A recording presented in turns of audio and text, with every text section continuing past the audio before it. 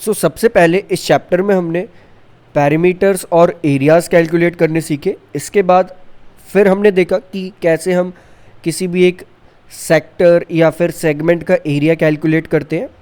अब हम कुछ अलग अलग तरह के प्लेन फिगर्स के कॉम्बिनेशन देखेंगे और उन कॉम्बिनेशंस के अकॉर्डिंग कुछ एरियाज़ कैलकुलेट करेंगे।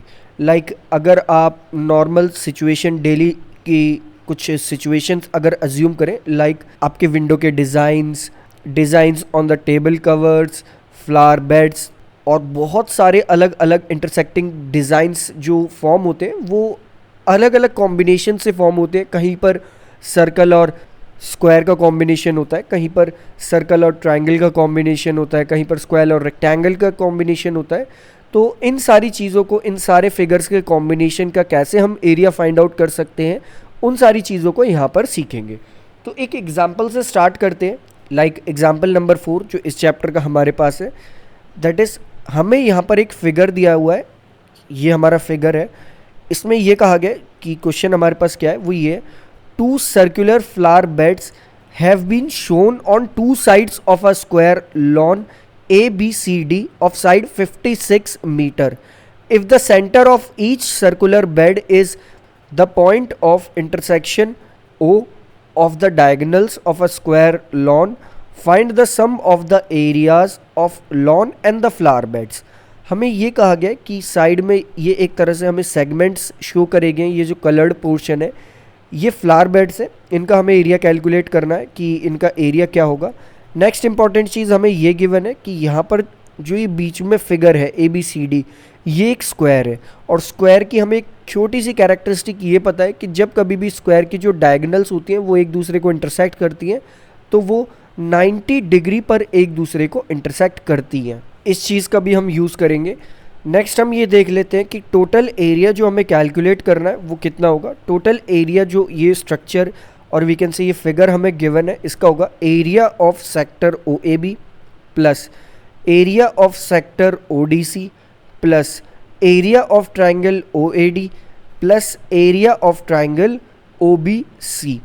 तो स्टार्ट करते हैं। सबसे पहले हम उस सेक्टर का एरिया कैलकुलेट करते हैं जो सेक्टर हमें गिवन है। तो सेक्टर का एरिया हमें पता है वो होता है θ/360 मल्टीप्लाइड बाय πr²। तो एक तरह से यहाँ हमें रेडियस चाहिए होगी। रेडियस हम कैसे कैलकुलेट करेंगे, सबसे पहले उसी पे आ जाते हैं और एक बार देख लेते हैं कि वो रेडियस क्या होगी, कैसे हम इसे सेक्टर मान रहे हैं। अगर हम OAB वाला ये स्ट्रक्चर देखें तो ये एक तरह से एक सर्कल का पार्ट लगता है और वी कैन से एक माइनर सेक्टर की तरह हमें यहाँ पर ये दिखता है। और माइनर सेक्टर का एरिया कैलकुलेट करना हमने पिछले टॉपिक में ही सीखा था कि कैसे हम माइनर सेक्टर का एरिया कैलकुलेट कर सकते हैं। वो होता है सिंपली इस फॉर्मूले के अकॉर्डिंग, लेकिन हमें यहाँ पर थीटा चाहिए और आर चाहिए। इन दोनों पे आते हैं कि थीटा यहाँ पर क्या होगा, आर क्या होगा।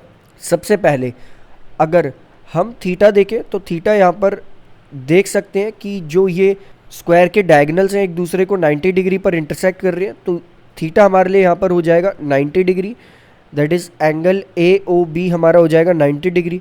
नेक्स्ट अगर बात कर लेते हैं, हमें दूसरी चीज़ यहाँ पर जो चाहिए वो चाहिए R।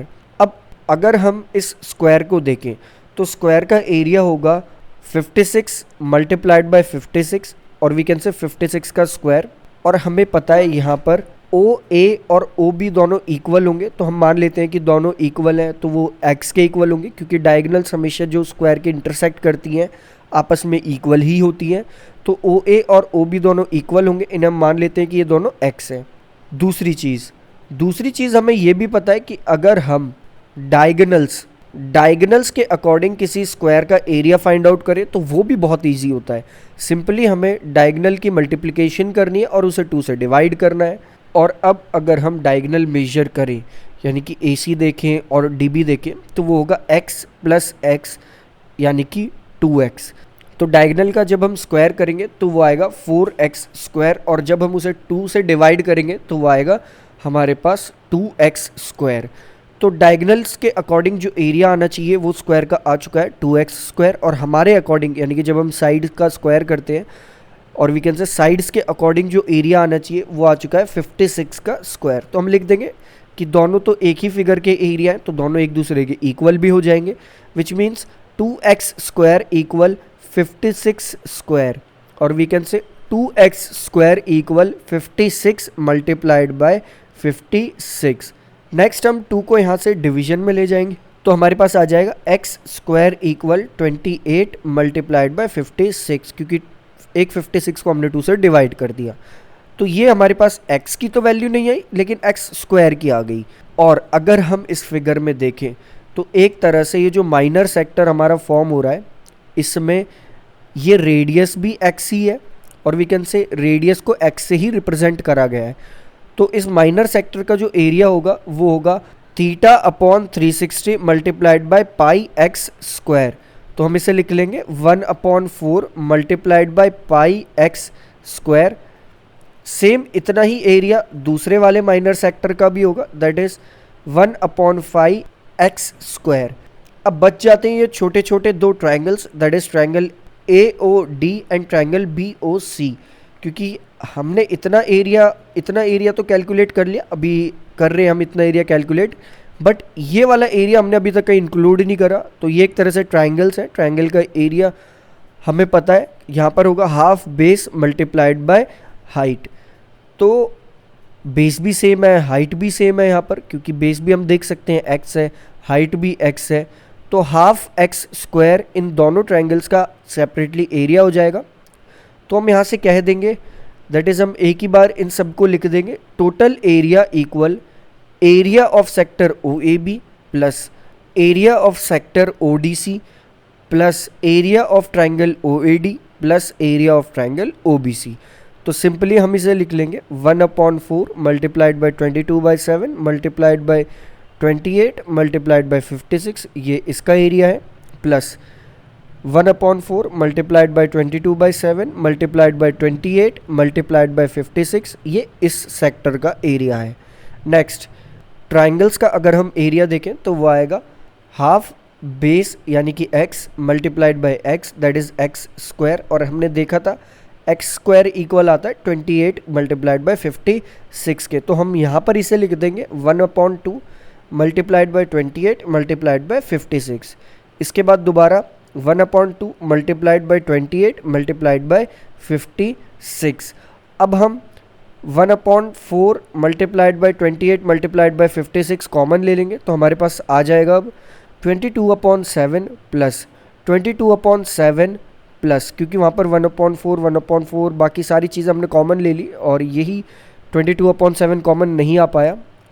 नेक्स्ट प्लस 2 क्योंकि हमने वहाँ पर 1/4 के साथ पूरी टर्म को कॉमन लिया है, तो एक तरह से हमें वहाँ पर 2 की मल्टीप्लाई करनी पड़ती, तो 2 अब यहाँ पे अंदर आ जाएगा।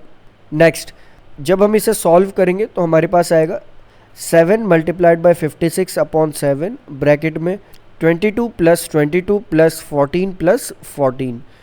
नेक्स्ट लास्ट हमारे पास आ जाएगा 56 multiplied by 72, that is 4032 metre square. तो हम कह सकते हैं जो हमारे पास एरिया गिवन है, दैट इज़ टोटल एरिया जो हमें स्ट्रक्चर गिवन था, इसका जो एरिया आएगा वो आएगा पूरा 4032 मीटर स्क्वायर।